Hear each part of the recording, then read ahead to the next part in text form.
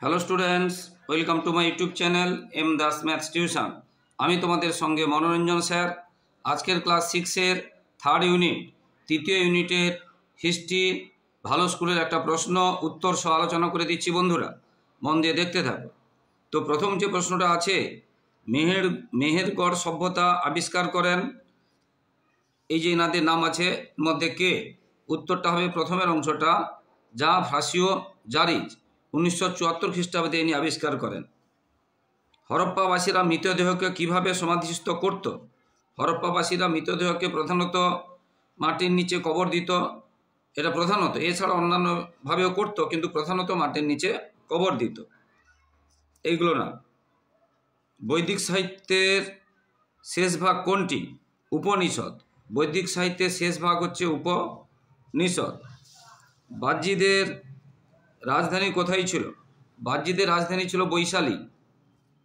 দ্বিতীয় বৌদ্ধ সঙ্গীত অনুষ্ঠিত হয় কার আমলে? দ্বিতীয় বৌদ্ধ সঙ্গীত অনুষ্ঠিত হয় কালাশোকের আমলে। অশোক না, বিন্দুসার না, কালাশোক। সমুদ্রগুপ্ত দক্ষিণ ভারতে কতজন রাজাকে পরাজিত করেন? 12 জন। সমুদ্রগুপ্ত দক্ষিণ ভারতের কতজন রাজাকে পরাজিত করেন? 12 জন। বিষ্ণু শর্মার লেখা নীতিশিক্ষামূলক রচনাটির নাম কি? এটা হবে পঞ্চতন্ত্রম বা পঞ্চতন্ত্র। এটা তন্ত্র আছে, পঞ্চতন্ত্র। ইন্দো গ্রিক বলা হয় কাদের? ইন্দো গ্রিক বলা হয় ব্যাকট্রিয়ার অধিবাসীদের ইন্দো গ্রিক বলা হয়। এবারে নিচের প্রশ্নগুলো উত্তর দিতে বলেছে নির্দেশ। হরপ্পা নগরের উঁচু এলাকাকে কি বলা হতো? সিটাডেল। হরপ্পা নগরের উঁচু এলাকাকে কি বলা হতো? সিটাডেল। বর্ধমান মহাবীর কোন বংশের রাজকুমার ছিলেন? এটা বানানটা দেখে নাও। যাত্রিক, বর্গীজ একাতর, যাত্রিক আর লিচ্ছবি। অর্থশাস্ত্র কে রচনা করেন? কৌটিল্য। কৌটিল্যের আরো অনেকগুলো নাম আছে, চাণক্য বা বিষ্ণুগুপ্ত। এটা থাকে, বিষ্ণুগুপ্ত কার নাম? কৌটিল্যের। চাণক্য কার নাম? কৌটিল্যের। এবার এখানে অর্থশাস্ত্র রচনা করেন কে? হয়তো দেওয়া থাকবে বিষ্ণুগুপ্ত। ঠিক না ভুল? ঠিক, মানে কৌটিল্য, চাণক্য, বিষ্ণুগুপ্ত একই ব্যক্তির নাম। সুয়ানজাং মানে হিউয়েনসাং। সুয়ানজাং আর এক নাম কি? হিউয়েনসাং। কার আমলে ভারতে আসেন? হর্ষবর্ধন। সুয়ানজাং হচ্ছে হিউয়েনসাং। কার আমলে ভারতে আসেন? হর্ষবর্ধন। এবারে ক স্তম্ভের সঙ্গে খ স্তম্ভ মেলাতে বলেছে। মেগালিথ হচ্ছে পাথরের সমাধি। মহাবীর হচ্ছে পঞ্চম মহাব্রত। গুপ্ত সাম্রাজ্য প্রথম চন্দ্রগুপ্ত। অজন্তা গুহাচিত্র।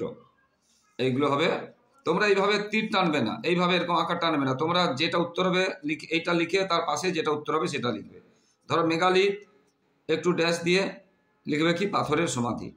তারপরে মহাবীর একটু ড্যাশ দিয়ে লিখবে পঞ্চমহাব্রত। এরভাবে টানবে না। এবারে ঠিক ভুলে কি আছে? সংগীতা কথার অর্থ কি? না সংকলন করা। এটা ঠিক। সংগীতা কথার অর্থ সংকলন করা। কুষাণ বললে গান্ধার শিল্পের বিকাশ ঘটে। এটাও ঠিক। এবারে বেমানান শব্দটি খুঁজে বের করো।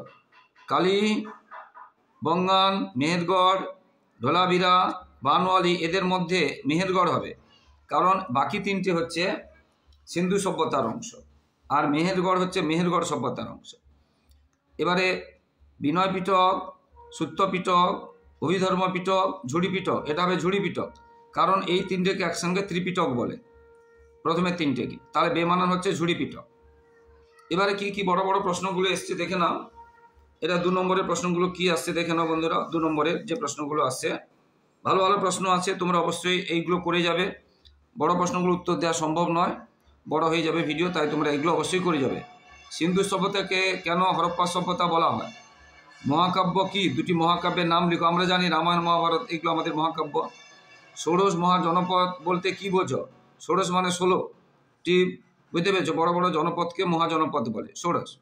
বৌদ্ধ ধর্ম প্রচারের জন্য অশোক কি ব্যবস্থা নিয়েছিল? জীবক কেন বিখ্যাত? তাম্রলিপ্ত বন্দর কেন বিখ্যাত? তাম্রলিপ্ত এখন বর্তমান নাম তমলুক, যেটা পূর্ব মেদিনীপুরে আছে। প্রাচীন আমাদের ভারতের প্রাচীন একটা বাণিজ্য বন্দর, জাহাজ এখানে আসতো, জাহাজে মাল ওঠানামা করতো। পূর্ব মেদিনীপুর জেলায় আছে, পশ্চিমবঙ্গে। এবারে একটু বড় প্রশ্ন 4-5টি, যেগুলো 3 নম্বরের করে। বুঝতে পেরেছো কি আছে? হরপ্পা সভ্যতার স্নানাগার ও শস্যাগার কেমন ছিল? টিকা লেখ। বৈদিক যুগে চতুরাশ্রম খুব ইম্পর্টেন্ট আছে। বৌদ্ধ সঙ্গীত সম্পর্কে টিকা। এই যে কতগুলো বৌদ্ধ সঙ্গীত হয়েছিল, কার আমলে হয়েছিল, কোথায় হয়েছিল? গুপ্ত সম্রাট সমুদ্রগুপ্তের রাজ্য জয় সম্পর্কে কি জানা যায়? প্রাচীন ভারতে নালন্দা ও তক্ষশিলা মহাবিহারের শিক্ষা ব্যবস্থার পরিচয় দাও। নালন্দা আমাদের গর্বের বিষয় ছিল, নালন্দা বিশ্ববিদ্যালয়। ভারতে গুপ্ত আমলে ভ্রূণ আক্রমণের কিরূপ প্রভাব পরিলক্ষিত হয়? এইগুলো প্রশ্নগুলো আছে 3 নম্বরের। এরপরে যেগুলো একটু বড় করে 8-10টি বাক্যে লিখতে হবে, বুঝতে হবে। 5 নম্বরের যেগুলো, হরপ্পা সভ্যতার ধ্বংসের কারণগুলি লেখ। বইতেই আছে সবগুলো, ভীষণ ইম্পর্টেন্ট এই প্রশ্নটা। মগধের উত্থানের কারণগুলি লেখ। কুষাণ সম্রাট কনিষ্কের কৃতিত্ব লেখ। গুপ্ত যুগে বিজ্ঞানের অগ্রগতির পরিচয় দাও বা সংক্ষিপ্ত বিবরণ দাও। এই বিজ্ঞানটাও, গুপ্ত যুগের বিজ্ঞানটাও ভালো প্রশ্ন আছে, কুষাণ সম্রাট কনিষ্ক ভালো প্রশ্ন আছে। তো এই ধরনের প্রশ্নগুলো আসে বন্ধুরা, বিশেষ করে শর্ট প্রশ্ন কয়েকটা খুব ভালো প্রশ্ন আছে। তো তোমরা এইগুলো অবশ্যই করে যাবে। তো বন্ধুরা, যারা আমার ইউটিউব চ্যানেলটিতে এসেছো সকলকে অসংখ্য ধন্যবাদ, শুভেচ্ছা, অভিনন্দন। আর যারা আমার চ্যানেলে নতুন, প্লিজ চ্যানেলকে সাবস্ক্রাইব ও শেয়ার করে একটু সাপোর্ট করো, একটু পাশে থাকো বন্ধুরা।